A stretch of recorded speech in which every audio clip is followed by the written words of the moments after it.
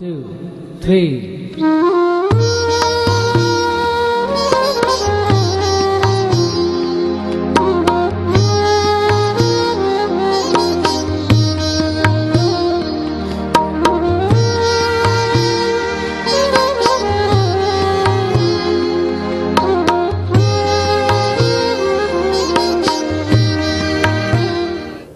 অসাধারণ একটি প্রতিভার নাম হচ্ছে জগলুল আলম।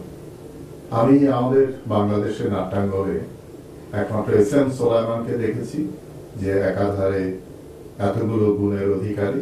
এরপরে দেখলাম জগলুলকে।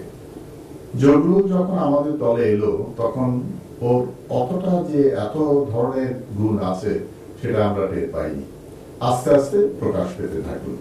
তার সবচেয়ে বড় গুণ হচ্ছে অসাধারণ সঙ্গীতের তার ক্ষমতা। সঙ্গীতের একদিকে যেমন সুর করতে পারতো, গান রচনা করতে পারতো, গাইতে পারতো, যে কোনো ধরনের বাজনা বাজাতে পারতো। তো একটা মানুষ যে একসঙ্গে এতগুলো পারে কাজ, সে আলাদাভাবে। তৃতীয়ত অভিনেতা হিসাবে দারুণ অভিনেতা ছিল এবং প্রত্যেকটা চরিত্র সে যেভাবে নির্মাণ করত। আমার মনে আছে যে একবার একটা আমাদের একটি নাটকে মেরাজ ফকিরের মাতে ও প্রথমে আব্দুল কাদের করতো একটি প্রধান চরিত্র মেরাজ ফকিরের, তারপরে জগলুল করলো। জগলুল কিন্তু কোনোভাবেই একটা আলাদা ইন্টারপ্রিটেশন দিয়েছিল ওই চরিত্রটির এবং খুব চমৎকার দাপটের সঙ্গে অভিনয় করেছে। পরবর্তীকালে ও যখন শরীর খারাপ হলো তখন হঠাৎ একদিন ওই রোলটা করতো না, হঠাৎ একদিন এসে উপস্থিত অন্য আরেকটি মেরাজ ফকিরের মাতে দলের মধ্যে একটা চরিত্র করার জন্য ভিড়ের মধ্যে।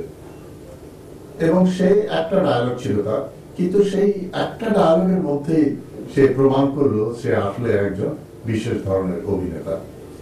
দ্বিতীয়ত অভিনয়ের ক্ষেত্রে তার পারঙ্গমতার কথা বললাম, অন্যদিকে নির্দেশক হিসেবে এবং নাট্যকার হিসেবে। আমরা একবার আব্দুল্লাহ আল মামুনের অনুপ্রেরণায় আমরা একটা ওয়ার্কশপ করলাম নাট্য রচনার উপরে। সেখানে জগলুল দায়িত্ব নিল নাটকটি রচনা করার জন্য এবং সে এই ছয় বেহারার পালকি নামে নাটকটি রচনা করলো এবং জগলুল এবং অন্য দুজন মিলে, ত্রোবা এবং মারুফ মিলে ডিরেকশন দিল এবং নাটকটি অভিনীত হলো। ওর লেখার মধ্যে একটা কাব্যময়তা আছে যেটা ওর যে কোনো সংলাপের ক্ষেত্রে ওর যে চিরকালীনতা প্রকাশ পায়। সুতরাং এই আমরা দেখছি যে একাধারে এতগুলো গুণ ওর মধ্যে আছে।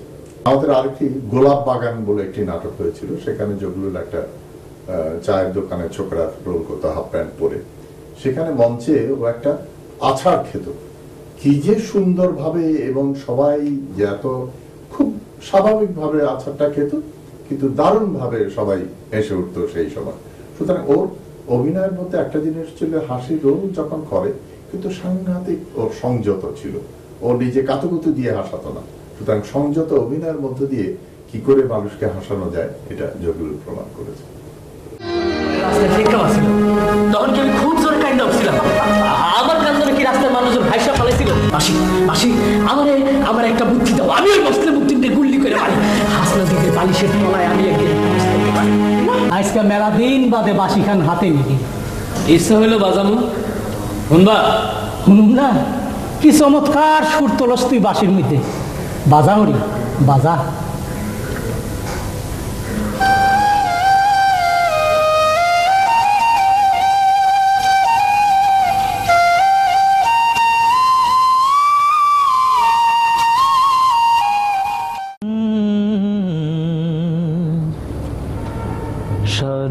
সাজবাতিটা জ্বলছে দারে, হাওয়ায় দোলে দোলে,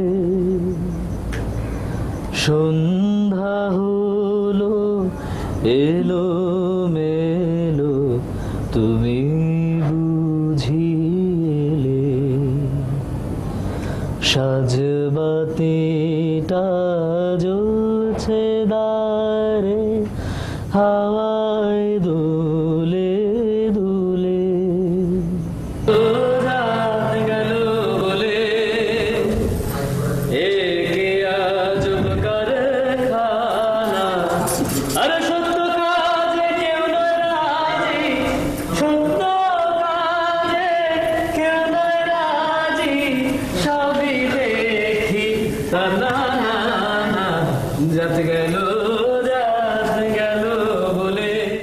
একদিনের অভিনয়ের কথা মনে পড়ছে, মেরাজ ফকিরের মার নাটকে। তখন জগলুলের একটু শরীর খারাপ হয়েছে, তাই ও ওই রোলটি মেরাজ ফকিরের রোল করে না, আব্দুল্লাহ আল মামুন গেদা ফকির করেন এবং তোফা হাসান বোধহয় মেরাজ ফকির করে। তখন ও একজন চেলা হিসাবে ঢোকে, জগলুল একটা ছোট রোল করে। তখন মামুনের একটা ডায়লগ ছিল, কি করব আমি, পানি ঢেলে দেব, এই হচ্ছে ডায়লগ। তো মামুন যেই মাত্র বলছে যে কি করব আমি, জগলুল হঠাৎ করে, ওর বলার কথা না, হঠাৎ করে এমন একটা গলা করে বললো যে পানি ঢেলে দেব। সবাই তো হাসি, মানে থামানোই মুশকিল যে মঞ্চের মধ্যে, কিন্তু মামুন সেটা কন্ট্রোল করতে পারলো এবং আমরা সবাই অনেক কষ্টে সেই হাসিটা দমন করে আমরা অভিনয় চালিয়ে গেলাম। এই নদী জানে, বাতাসে জানে, জানে মাঝির বৈঠা, সে যে আমার মন নিয়েছে গো, এই বুকে হাহাকার দুনিয়া। এই নদী জানে, বাতাসে জানে। জগলুল যেহেতু অনেক কিছু করতে পারত, সুতরাং দলের বাইরেও তার চাহিদা ছিল প্রচুর। অনেক আবৃত্তি সংগঠন ওকে ডাকত এবং সেখানে ওদের মিউজিক করত এবং সে এই প্রদর্শনীর সময় থাকতো। এবং যেহেতু একটা জিনিস ওর উপরে খুব ওর অভাব ছিল, সেটা হচ্ছে শৃঙ্খলা। কারণ একসঙ্গে ও যতটা না সম্ভব সময়ের পক্ষে তার চেয়ে বেশি কাজ দায়িত্ব নিয়ে নিত, যার ফলে অনেক কাজ সে তখন করতে পারতো না সময় মতো। আমরা প্রচন্ড ভাবে আমরা এক সময় তার অভাব বোধ করছি, রিহার্সাল আমাদের নাটকের রাত 3-4 দিন বাকি, ওকে পাওয়া যাচ্ছে না, অথচ ওর দায়িত্ব মিউজিক করা ইত্যাদি। হঠাৎ একদিন কে যেন খবর দিল যে রাত 3টার দিকে ওরা মগবাজারে এক রেস্টুরেন্টে খেতে আসে, সেইখানে হয়তো জগলুলকে পাওয়া যেতে পারে। ঠিকই আমাদের লোক গিয়ে ওই রাত 3টার সময় জগলুলকে ওই মগবাজারের জায়গা থেকে ধরে আনলো এবং তারপরে আমাদের সামনে যখন এলো, আমরা এত রাগ করে আছি যে ওকে পেলে আচ্ছা রকম সাহায্য করবো, বকাবকি করবো, কিন্তু সামনে এসে যখন দাঁড়ায়, একটা হাসি দেয়, তখন ওকে আর কিছু বলা যেত না। এই হচ্ছে জগলুল। বাতাসে জানে, জানে মাঝির বৈঠা। সুতরাং আমরা আজকে যখন আমরা বারামখানা নাটকটি করছিলাম আমাদের থিয়েটার থেকে, একটা সঙ্গীত বহুল নাটক, বারবার জগলুলের কথা মনে হচ্ছে যে এইখানে দরকার ছিল জগলুলের। জগলুল একাই এই নাটকটি আজকে যেখানে দাঁড়িয়েছে তার দ্বিগুণ সাফল্য এনে দিতে পারত যদি আজকে জগলুল আমাদের মধ্যে বেঁচে থাকতো। সুতরাং আমি মনে করি যে জগলুল একটা ধূমকেতুর মতো আমাদের নাট্যাঙ্গনে এসেছিল, আবার তার এই আলো ছড়িয়ে দিয়ে আবার চলে গেছে। বারবার জগলুলের জীবন খুব ছোট, কিন্তু বারবার আমাদের জগলুলের কথা মনে হয়, কাজ করতে গেলেই জগলুলের প্রসঙ্গ আসে, কারণ কোনো সময়ই আমরা জগলুলকে ভুলে থাকতে পারি না। এইটাই হচ্ছে জগলুলের বন্ধু হিসেবে অসাধারণ। তার সমসাময়িক যারা ছিল তাদের সঙ্গে এত অমায়িকভাবে মিশেছে, আমাদের থিয়েটার স্কুলে ও পড়েছে, এবং সবকিছু মিলিয়ে জগলুলের যে অস্তিত্ব আমাদের কাছে, সেটা কোনোদিনই ভুলবার মতো নয়।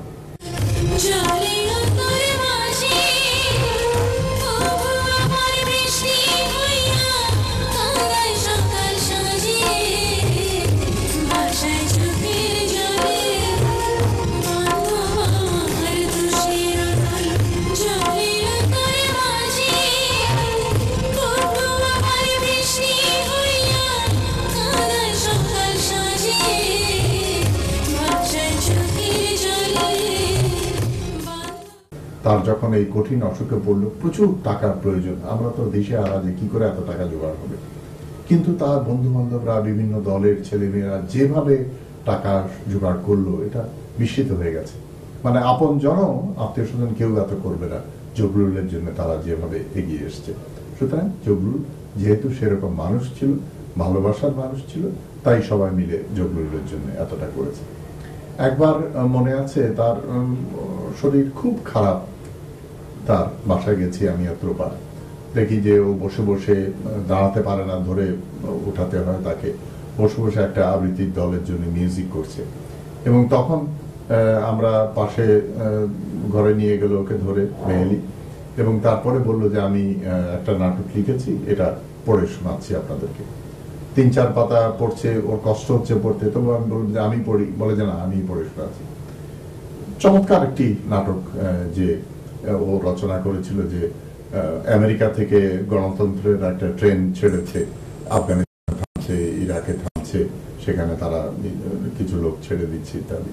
খুব সাংঘাতিক রূপক নাটক হতে পারত, কিন্তু 3-4 পাতার বেশি আর লিখে যেতে পারে।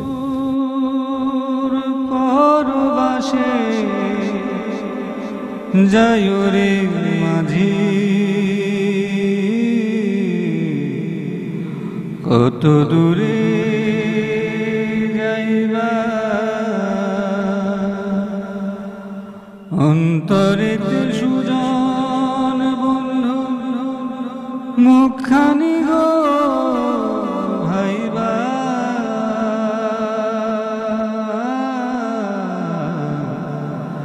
কত দূরে যাইবা, অন্তরেতে সুজন বন্ধু মুখখানি গো ভাইবা।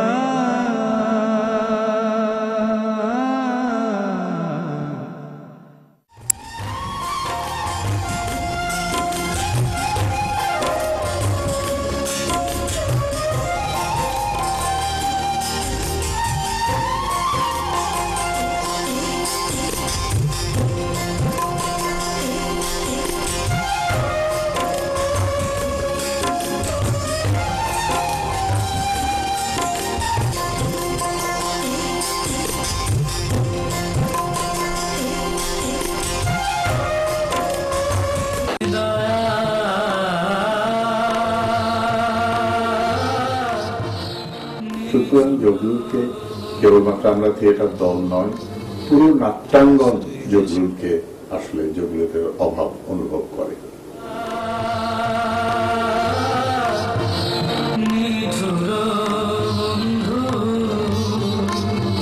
নতুন রাস্তা তৈরি হয়েছে বাংলা নাট্যনীতির যে ইদানিং কালে, সেটির প্রতি খুব এক ধরনের তার আকাঙ্ক্ষা ছিল এবং স্বপ্ন ছিল সেই পথে কাজ করার, এবং করছিল সে।